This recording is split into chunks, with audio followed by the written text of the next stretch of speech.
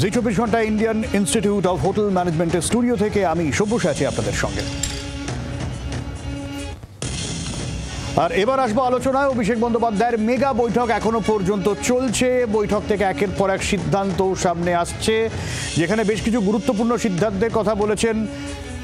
সময় ধরে ধরে অভিষেক বন্দ্যোপাধ্যায় সংগঠন চাঙ্গা করার কথা বলেছেন এবং আইপ্যাক প্রসঙ্গও এসছে।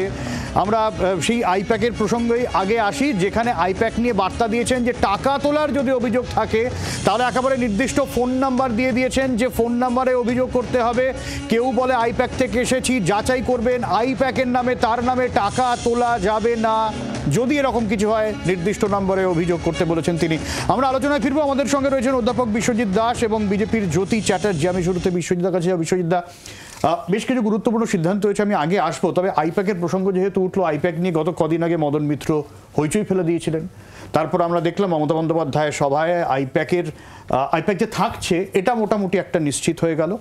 নবান্নে আইপ্যাক প্রধান তিনিও গিয়েছিলেন। আর তারপর আজকে এটা যা বলা হলো যে এই কমিটি তৈরিতে আইপ্যাক ট্রেনিং দেবে, ভোটার তালিকা সংশোধনের ক্ষেত্রে আইপ্যাকের একটা ভূমিকা থাকবে। কিন্তু যখন এরকম কথা হচ্ছে যে আইপ্যাকের নামে টাকা তোলার অভিযোগ এবং নম্বর দেওয়া হচ্ছে, তার মানে এরকম হয়েছে যেরকম অভিযোগ মদন মিত্র করেছিলেন? না, দেখুন, পরিষ্কারভাবে অভিষেক বন্দ্যোপাধ্যায় বলে দিয়েছেন, কারণ যে অভিযোগগুলো বিরোধীরা করছে এবং তৃণমূলের ভিতর থেকেও কখনো কখনো প্রমাণহীন অভিযোগ আসছে, সেই প্রমাণহীন অভিযোগ আসলে রাজনীতিতে এটা খুব সহজ একটা পন্থা কারোর বিরুদ্ধে অভিযোগ দাগিয়ে দেওয়া।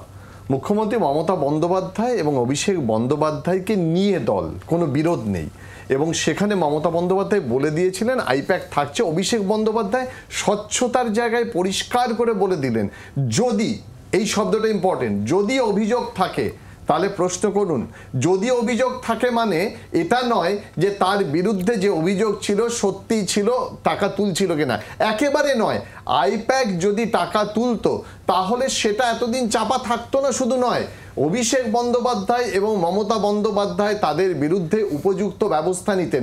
আজকে সেটা আরো স্বচ্ছ করে বলে দিলেন, যে কোনো মানুষ আইপ্যাকের নাম করে অভিষেক বন্দ্যোপাধ্যায় নাম করে যদি অভিযোগ সত্যি কিনা সেটা প্রমাণ নেই, কিন্তু যেহেতু প্রশ্ন উঠেছে সেই কারণেই পদক্ষেপ। অভিযোগ সত্যি নয়, প্রশ্ন উঠেছে। যে দল শাসন ক্ষমতায় থাকে তার বিরুদ্ধে প্রশ্ন তোলা সহজ। সেই জন্য অভিষেক বন্দ্যোপাধ্যায় পরিষ্কার করে ফোন নাম্বার দিয়ে বলেছেন, যে কোনো সময় যদি অভিষেক বন্দ্যোপাধ্যায় বা আইপ্যাকের নাম করে কেউ টাকার কথা বলে চলে যাবেন। এই স্বচ্ছতা আছে দলের মধ্যে, সেই স্বচ্ছতাটা আরো একবার প্রমাণ করে দিলেন এবং তরুণ প্রজন্মের যারা আছে তাদেরকে এই বার্তা দিলেন যে দল এতটা স্বচ্ছ। আর সত্যিই তো, কাজ করতে গিয়ে সংগঠন যখন তৈরি হবে, ভুয়ো ভোটার ধরাটা এখন একটা গুরুত্বপূর্ণ কাজ। আচ্ছা, আমি ভুয়ো ভোটার ইস্যুতে আসবো। জ্যোতি, আমি প্রথমেই সভ্যতা স্মরণ করব আমাদের এই পশ্চিমবাংলার স্রষ্টা শ্যামাপ্রসাদ মুখার্জিকে। এখন যে প্রসঙ্গটা নিয়ে আলোচনা হচ্ছে সেটা হচ্ছে অভিষেক বন্দ্যোপাধ্যায়ের মিটিং। বেসিক্যালি এটা ইন্টারনাল মিটিং তৃণমূলের, তো তারা সেই মিটিংটা করতেই পারে। কিন্তু ঘটনা হচ্ছে যে অভিষেক বন্দ্যোপাধ্যায় যেটা আজকে বললেন যে আইপ্যাক টাকা যেন না তোলে, এটাই তো ব্যাপারটা হচ্ছে। আমি তোমার আইপ্যাকের নামে আমার নামে যদি টাকা কেউ না তোলে, ঘটনাটা হচ্ছে এরকম। ঘটনাটা হচ্ছে যে আমি চোরকেও বলবো চুরি করতে আর গৃহস্থকে বলবো সজাগ থাকতে। ব্যাপারটা হচ্ছে আমি এরকম। তুমি কি অভিষেক বন্দ্যোপাধ্যায় আইপ্যাককে বলেছিলেন টাকা তোলার কথা? অবভিয়াসলি, তার কারণ একাধিক বিধায়ক তারা বলেছে, বিজেপির কোনো নেতা বলেনি। টাকা তোলে একাধিক বিধায়ক বলেছে যে আমাদের নাম, মানে টিকিট দেওয়ার নাম করে, সার্ভে করার নাম করে আইপ্যাক টাকা তুলছে। বিভিন্ন তৃণমূল কংগ্রেসের নেতারা বলেছে টাকা তোলে। অবভিয়াসলি তোলে বলে তো তৃণমূল কংগ্রেসের নেতারা সেই অভিযোগগুলো তুলছে। 14-15 ওই সময় তুলেছিল। আমি বলছি এবার ঘটনা হচ্ছে যে 14-15 ওই সময় তুলেছিল নাকি এটা হাল আমলের ফ্যাশন বলতে? 14-15 হচ্ছে সিএজি ছিল, সিটিজেন। মানে নরেন্দ্র মোদির আমলে যখন আইপ্যাক কাজ করতো তখন কি টাকা তুলতো আইপ্যাক? তখন এই ফর্মে করতো না। কোনোদিন বলা হয়নি সভ্যতা, এটা আপনাকে বুঝতে হবে। এক সেকেন্ড দাদা, কোনোদিন বলা হয়নি যে মন্ডল কমিটি বা জেলা কমিটি আইপ্যাক ঠিক করবে। কোনোদিন বলা হয়নি যে মন্ডল কমিটি বা জেলা কমিটিকে প্রশিক্ষণ আইপ্যাক বা সিএজি করবে। তখন তো আইপ্যাক ছিল না, সিএজি। এটা বলা হয়নি। একটা সংগঠন, যে একটা দল, পলিটিক্যাল দলের কাজটা কি? সংবিধান অনুযায়ী অ্যাকর্ডিং টু কনস্টিটিউশন মানুষের জন্য কাজ করা, মানুষের জন্য, মানুষের পাশে দাঁড়ানো। তাদেরকে প্রশিক্ষণ দিতে হবে হচ্ছে আইপ্যাকের মতো সংস্থাকে। আজকে আপনি ভাবুন, এই জায়গায় দাঁড়িয়ে গেছে কারা বাংলাকে নেতৃত্ব দিচ্ছে? প্রতীক জেনের হাতে পুরোপুরি বাংলার মানুষের ভাগ্য নির্ধারণ হচ্ছে। যে তারাই ঠিক করে দেবে যে ব্লক কমিটির, মানে তার মানে বাঙালির কোনো মূল্য নেই, বাঙালি কেউ রাজনীতি বোঝে না। বিষয়টা হচ্ছে যে বাঙালিকে আজকে শিক্ষা দিতে হচ্ছে।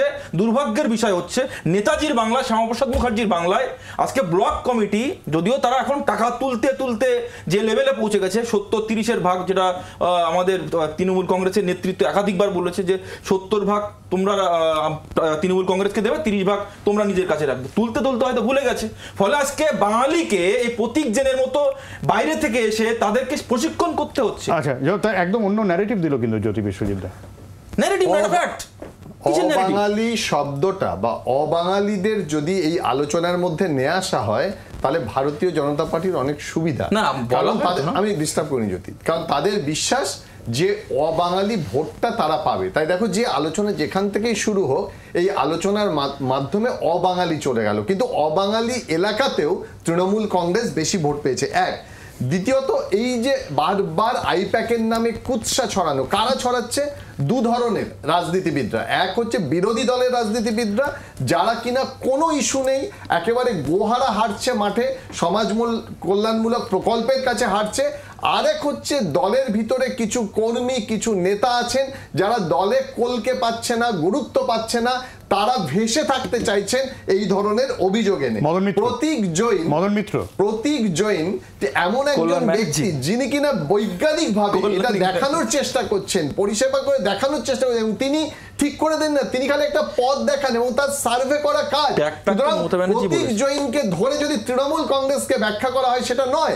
আইপ্যাক একটা প্রতিষ্ঠান, একটা কর্পোরেট হাউস, তারা তাদের সঙ্গে চুক্তিবদ্ধ, তারা বিভিন্ন ভাবে ডেটা দিয়ে সাহায্য করছে। এটাতে অসুবিধা কোথায়? ভারতীয় জনতা পার্টি একটা সময় করেনি, যখন সিএজি তাদের ছিল, তারা এই তারা ইনফরমেশন নেয়নি। কিন্তু আমি এই জায়গাতেই জ্যোতির কাছে যাবো। জ্যোতি, দেখো, মানে সেদিনকে আমিও একটা আমার স্পেশাল 24 যেখানে হয়, সেখানে আমিও পড়াশোনা করতে করতে জানলাম এই আইপ্যাকের ইস্যুতে, যখন এই যে কর্পোরেট ধাঁচের একটা গোটা বিষয় হচ্ছে, এই যে আইপ্যাকের মতো সংস্থা কাজ করছে, এটা তো শুধুমাত্র যে তৃণমূল কংগ্রেস করছে তা তো নয়। নরেন্দ্র মোদী এক্ষেত্রে এক্সপার্ট, ইমেজ বিল্ডিং এর ক্ষেত্রে, দলের ইয়ের ক্ষেত্রে অনেকটা কাজ বুস্ট করেছে। আমি বলা যায় যদি একেবারে ফুল ফ্লেজের এরকম কর্পোরেটাইজেশন হয়, তাহলে বিজেপি পথিকৃত এই জায়গা থেকে। সব দলই করেছে তা নয়, তাহলে সমস্যাটা কোথায়? যদি একেবারে এটা দেখো জ্যোতি, এটা তো মারবে তৃণমূল কংগ্রেসের একেবারে সাংগঠনিক বিষয়, একদম বুথ স্তর পর্যন্ত তোমাদের থেকে বেশি এই মুহূর্তে দাঁড়িয়ে। না দাদা, এটা তো অস্বীকার করার জায়গা। আমি উত্তরটা দিয়ে দিচ্ছি দাদা, বলছি শুনুন। ব্যাপার হচ্ছে যে একটা রাজনৈতিক দলের রাজনৈতিক কর্মসূচি থাকে, যে কোনো রাজনৈতিক দলে, সেটা সিপিএম হোক, তৃণমূল হোক বা বিজেপি হোক, এখানেও দলের রাজনৈতিক কর্মসূচি থাকা উচিত।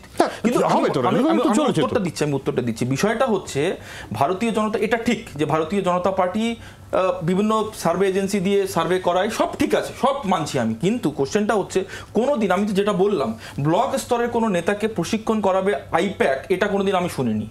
বা আইপ্যাকের হাতে বা ওই সংস্থার হাতে একটা দলের নীতি নির্ধারণ, পরবর্তীকালে কোন নীতি আইপ্যাক নির্ধারণ করছে, এটা তুমি কি করে বলছো? আপনি খোঁজখবর নিন, দেখুন, আপনি খোঁজখবর নিলে জানতে পারবেন যে এই যে আপনার এই নিউজ 8 মানে যে এখান থেকে যে কিছু দূরে ওদের অফিস আছে উপর থেকে, সেখান থেকে ঠিক হয় যে কোন ওসি কোন থানায় থাকবে। এবং আমি আপনাকে দায়িত্ব সহকারে বলছি, কোন এসপি কোন আপনার জেলায় যাবে, এটা ঠিক করে হচ্ছে আইপ্যাকের প্রতীক জেন। এবং আইপ্যাক নির্দিষ্ট করে ঠিক করে একটা দলের আপনার প্রশাসনিক কাঠামো যখন আইপ্যাকের মতো একটা সংস্থার হাতে তুলে দিচ্ছে, তখন রাজনৈতিক কোনো পরিষদ থাকে না। এখানে যেটা থাকে সেটা হচ্ছে একটা কর্পোরেটাইজেশন। বিষয়টা পরিষ্কারভাবে এটা একটা ভুল ন্যারেটিভ। না, ভুল ন্যারেটিভ নয় দাদা, আপনি খোঁজখবর নিয়ে দেখুন। কেন ভুল ন্যারেটিভ আমি পরিষ্কার করে বলি। কিন্তু কেন আইপ্যাক এই বিষয়গুলোতে কেন মাথা ঘামাচ্ছে? আমি বলি সভ্য, মানে ওসি কোথায় হবে আইপ্যাকের বিষয় নয়, কিন্তু তাও তুমি বলছো হচ্ছে। সভ্যসাচী, তুমি দেখাতে পারবে না যে আইপ্যাক ঠিক করে দিচ্ছে কোন ওসি। আমি জানি না যে জ্যোতি বা ভারতীয় জনতা পার্টির কাছে গিয়ে আইপ্যাক বলেছে কিনা যে আমরা ওসি কোথায় যাচ্ছে ঠিক করছি, এই তথ্য কোথা থেকে পাচ্ছে। বলে দিচ্ছে তো, কোথা তথ্য কোথা দিয়ে সেটা বলে দিচ্ছে তো। খোঁজখবর নিয়ে দেখুন, আপনি দলের অন্তরে খোঁজখবর নিয়ে দেখুন, ওসিরা যে কথাগুলো বলছে সেটা খোঁজখবর নিয়ে দেখুন।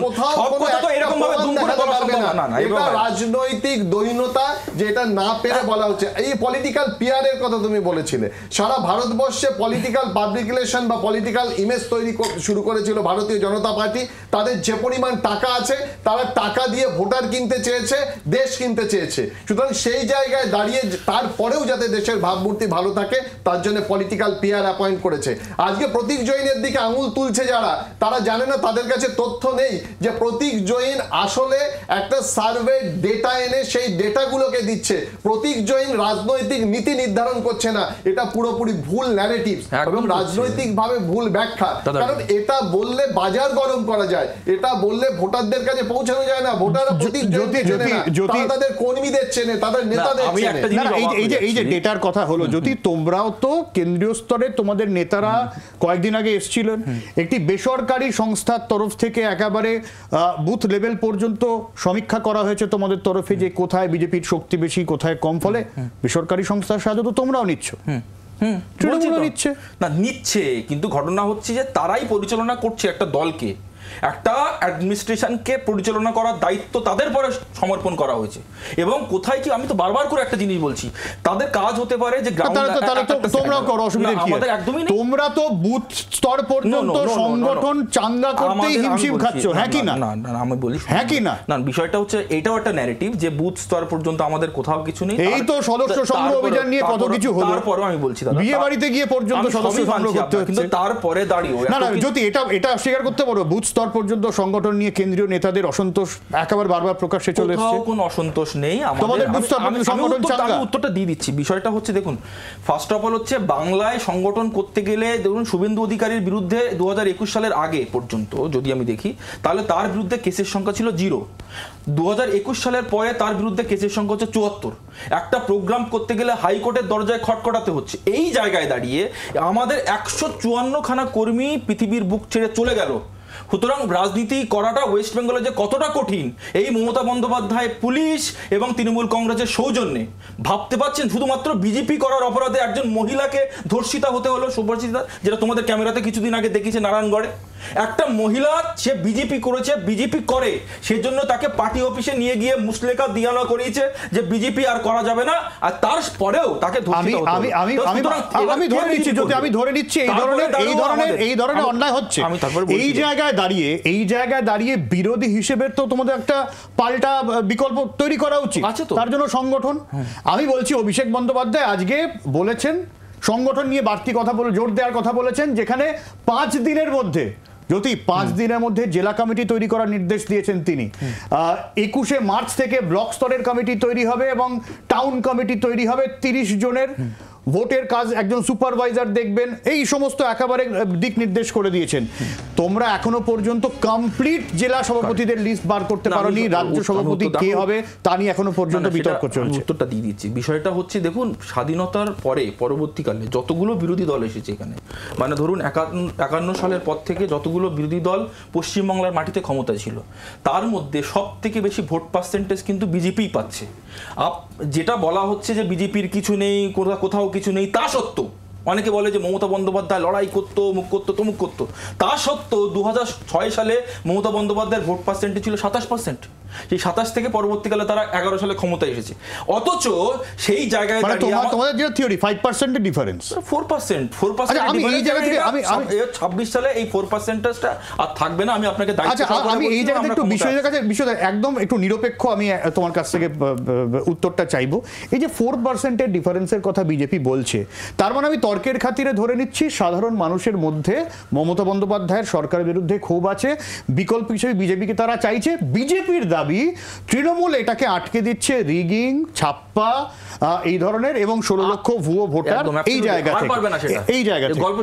জায়গা থেকে 4% এর ডিফারেন্স, তার মানে কিন্তু আমি আসবো যদি বিজেপি না পারে, ধরে নিচ্ছি যে এই 4% সুইং করতেই পারে, যদি বিজেপি না পারে, এটা তো বিজেপির সংগঠন নিয়েও প্রশ্ন ওঠে। সৌগত, আরেকটা এডিশন করে দিচ্ছি দাদা, তুমি বলার আগে বলে দিচ্ছি।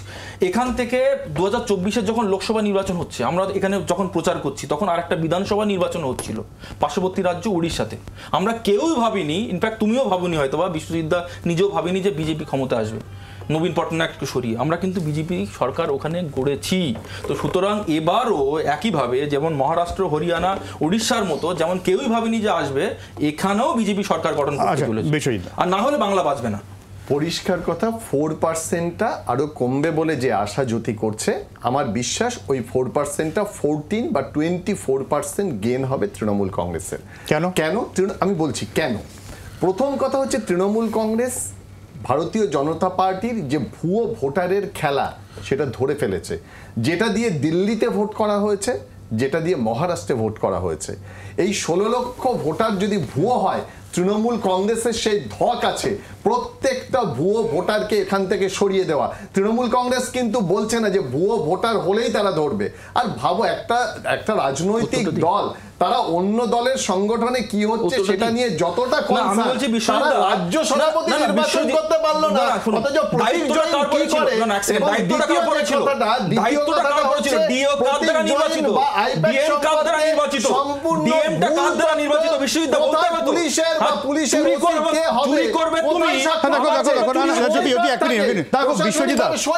ভোটার নিয়ে কিন্তু একটা গোলমেলে ব্যাপার রয়েছে। না না, এটা তো দেখো এপিক নাম্বারটা তুমি মানছো, ঠিক আছে, প্রথম কথা এক এপিক যদি দুজনের থাকছে এটা একটা ভারী গোলমেলে বিষয়। সেই কারণে আজকে আধারের সাথে লিঙ্ক করানো নিয়ে একটা বৈঠক হয়েছে। এতদিন টনক নড়া মমতা বন্দ্যোপাধ্যায় বলার পরে কিন্তু হইচইটা হয়েছে। এটাও ঠিক বিশ্বজিৎ দা, আমার একটা জায়গায় আমার বাড়ি, আমার বিয়ে হয়ে অন্য জায়গায় চলে গেলাম, এখানে নাম কাটা গেল না, ওখানে নাম উঠে গেল, এটা কিন্তু লোকাল প্রশাসনকে দেখতে হবে। এটা লোকাল প্রশাসনকে দেখতে হবে। কেন আলাদা ইস্যু নয়? কারণ ভুতুরে ভোটার ইস্যুতে এই বিষয়টা সামনে এসেছে, এই নামটাও সামনে এসেছে। বারবার বক্তব্য হচ্ছে এপিক নাম্বার। কোন সুস্থ মানুষ ভারতীয় গণতন্ত্রে এক এপিক নাম্বারে দু জায়গার ভোটার হতে পারে না। কিন্তু একজনের দুটো এপিক নাম্বারও হতে পারে না বিশ্বজিৎ দা, একজনের দুটো এপিক নাম্বারও হতে পারে না। সেটা নির্বাচন কমিশনের দায় কিন্তু কেউ এড়াতে পারে না। দায় রাজ্য কেন্দ্র দুজনকে নিতে হবে, নির্বাচন কমিশনকে নিতে হবে। এবং নির্বাচন কমিশন বারবার guided and controlled by central BJP. সেই কারণে এই ঘটনাটা ঘটছে, যেখানে তৈরি করেছে সেখানে কিন্তু বিজেপি সেটা ডিভিডেন্ড করেছে, বাংলায় সেটা হবে না। আর হয়ে গেছে, আমি বলছি সভ্যতা, আপনি যেটা প্রশ্ন করলেন যে বিষয়টা খুব গোলমেলে বিষয়, একদম অ্যাবসলিউটলি। তার কারণ হচ্ছে আমরা বিজেপি গোলমেলে বলে তোমরা বাইপাস করতে পারো না। বাইপাস করছি না, বাইপাস অবভিয়াসলি করছি না। বিষয়টা হচ্ছে আমি আবার ক্লিয়ার করে দিচ্ছি। প্রথমত আমরাই প্রথমে বলেছিলাম যে আধার কার্ডের সঙ্গে রেশন কার্ডের লিঙ্ক আপ করানোর কথা। এখানে দেখা গেল প্রচুর পরিমাণে ভুয়ো রেশন কার্ড বেরিয়েছে। আমরাই বলেছিলাম আধার কার্ড, এখানে শুধু নয়, যদি গোটা দেশ জুড়ে, গোটা দেশ আমাদের উদ্যোগে হ্যাঁ হয়েছে অনেক জায়গায়, কিন্তু এখানেও তো বেরিয়েছে মানে যারা মানে ভুতুরে ছিল রেশন কার্ড হোল্ডার। তো এটা এখানে সেরকম ভাবে মনরেগা জব কার্ড হোল্ডারও ছিল। সেরকম ভাবে আমরা একাধিকবার দাবি করেছি ভোটার আইডি কার্ডের সঙ্গে আধার কার্ডের লিঙ্ক আপ করানোর জন্য। এটা প্রথম নয়। দ্বিতীয় বিষয় হচ্ছে যে বিষয়টা অনেক গোলমেলে টাইপের, দর্শকদের মনে হতে পারে তৃণমূল কংগ্রেস হঠাৎ করে এই দাবিটা তুলল। তৃণমূল কংগ্রেসের ডিএম ক্ষমতায়, ডিএম তারা দেখছে, ডিও রয়েছে ডিস্ট্রিক্ট ইলেকশন অফিসার, তারা সবকিছু নাম তুলেছে। আজকে তৃণমূল কংগ্রেস আবার অভিযোগ করছে। তৃতীয় বিষয় হচ্ছে ধরুন আপনার বিশ্বজিৎ দাস, তার বাড়ি হচ্ছে আপনার ডায়মন্ড হারবারে, তার নামে যে ভোটার আইডি কার্ডটা আছে, ঠিক আছে, একই নামে voter ID card, Biswajit Das তার ভোটার আইডি কার্ড ডায়মন্ড হারবারে, আবার হচ্ছে বিধাননগরে। সে যখন ডায়মন্ড হারবারে ভোট দিচ্ছে, আবার বিধাননগরে ভোট দিচ্ছে। আমি শেষ করে নিই। এবার উনি যে অভিযোগটা করছেন সেটা হচ্ছে যে ধরুন একই এপিক নাম্বার, ধরুন আপনার এপিক নাম্বার আর ওই গুজরাটের একজনের এপিক নাম্বার সেম, কিন্তু নামটা তো আলাদা। তো সে তো এই বুথ কেন্দ্রে যখন আসবে তখন তো সব্যসাচী বা চক্রবর্তী থাকবে না, সেটা থাকবে তো ওই আপনার নরেন্দ্র মোদী টাইপের কোনো নাম থাকবে। তো সুতরাং তাকে কে ভোট দিতে পাঠাবে? এই যে ব্যাপারটা গোলমিলে করে দিচ্ছে, এই জায়গাতে প্রবলেমটা মিথ্যাবাদী করা। গন্ডগোল করছে কোথায় কোথায় গোলাবেন না দাদা, না না গোলানো হচ্ছে, গোলাবেন না, এটা গোলানো হচ্ছে, আপনি গুলিয়ে দিচ্ছেন, একেবারে হচ্ছে না। নির্বাচন কমিশন, আপনি এত শিক্ষিত মানুষ দাদা, অধ্যাপক আপনি বলেন কোনটা গোলানো হচ্ছে প্লিজ। আপনি স্বীকার করছেন না এত সহজ সত্যিটা, কিন্তু নির্বাচন কমিশন স্বীকার করে নিল।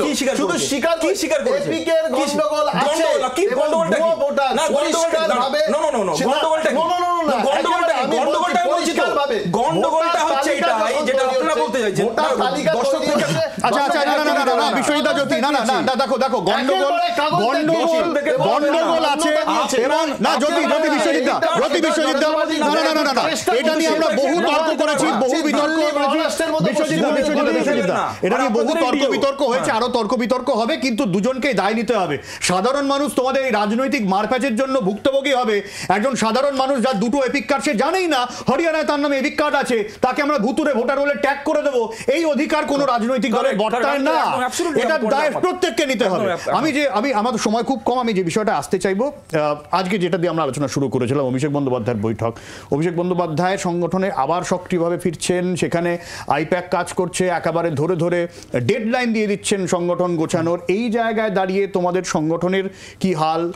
জেলা সভাপতি নির্বাচন, রাজ্য সভাপতি প্রসঙ্গ, তথাগত রায় বারবার বলছেন, নানা রকম বিতর্ক রয়েছে।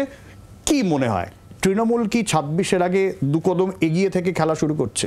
না সভ্যদা, আপনি যখন বলছিলেন যে রাজনৈতিক কসকচানি ভালো লাগে না, সত্যিই তাই, আমাদেরও ভালো লাগে না। কারণ আমরা বারবার করে বলছি অভিষেক বন্দ্যোপাধ্যায় কোন মিটিং করলো কি না করলো আমাদের যায় আসে না।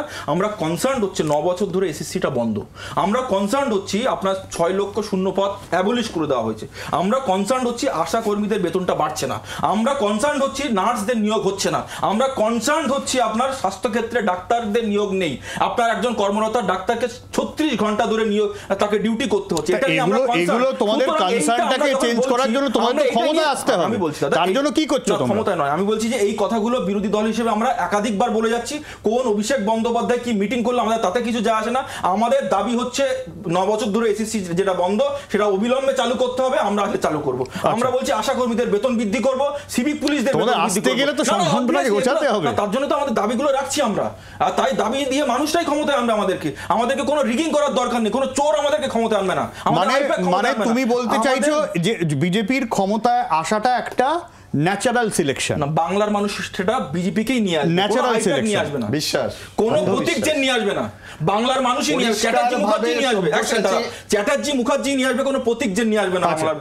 পরিষ্কার ভাবে একটা জিনিস বুঝে নেওয়া ভালো, মমতা বন্দ্যোপাধ্যায় দলের নেতৃত্বে থাকবেন, তার সঙ্গেই রয়েছেন অভিষেক বন্দ্যোপাধ্যায়। তিনি সংগঠনের অনেকটা দায়িত্ব কাঁধে তুলে নিয়ে গ্রাসরুট লেভেল থেকে সংগঠনের কাজ, এবং 26-এ যাতে সঠিকভাবে সব মানুষের কাছে পৌঁছানো যায়, যাতে দিনের পর দিন কেন্দ্রীয় বঞ্চনার কথা মানুষকে বোঝানো যায়, যাতে দিনের পর দিন কিভাবে দ্রব্যমূল্য বৃদ্ধি হচ্ছে সেটা বোঝানো যায়, যাতে প্রত্যেক দিন এটা লোকে হাসবে মমতা বন্দ্যোপাধ্যায় কেন্দ্রীয় স্তরে তেলের দাম বৃদ্ধি, রাশিয়ার কাছ থেকে তেল না কিনে আমেরিকার কাছ থেকে তেল কেন আপনার গ্যাস এত টাকা দিয়ে কিনতে হচ্ছে, আমরা কেন সাবসিডি দিচ্ছি? আমরা তো সাবসিডি দিচ্ছি। আমার সময় একদম শেষ, আমার সময় একদম শেষ। অভিষেক বন্দ্যোপাধ্যায়ের বৈঠক চলছে, বৈঠক থেকে আরো কি তথ্য উঠে আসে নজর থাকবে। আলোচনা এখানে শেষ করছি, ফিরে আসছি বিরতির পর, সঙ্গে থাকুন।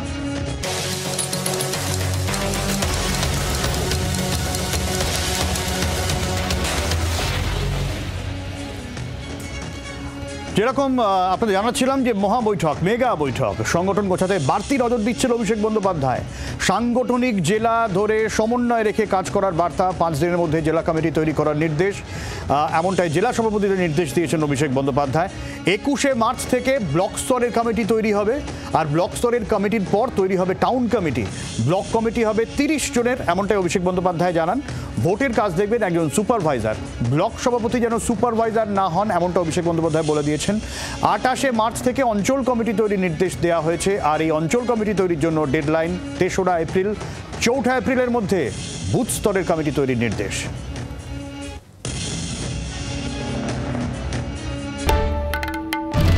বাংলার আওয়াজ, বাঙালির আবেগ, জি 24 ঘন্টা।